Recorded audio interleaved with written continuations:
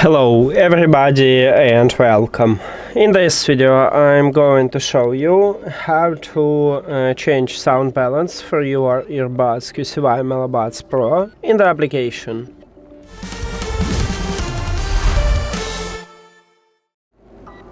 You have to start by open QCY app and of course your headphones should be connected and turned on.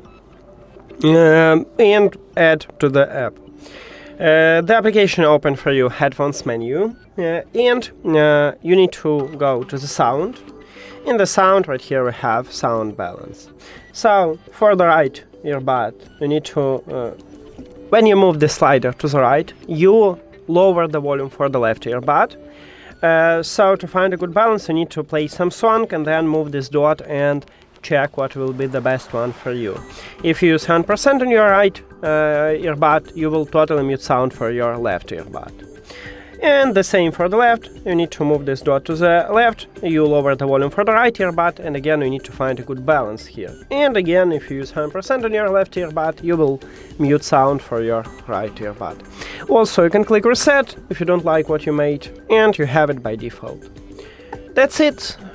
Thank you for watching this video. If you found it helpful, please consider subscribing to channel and leave the like on the video.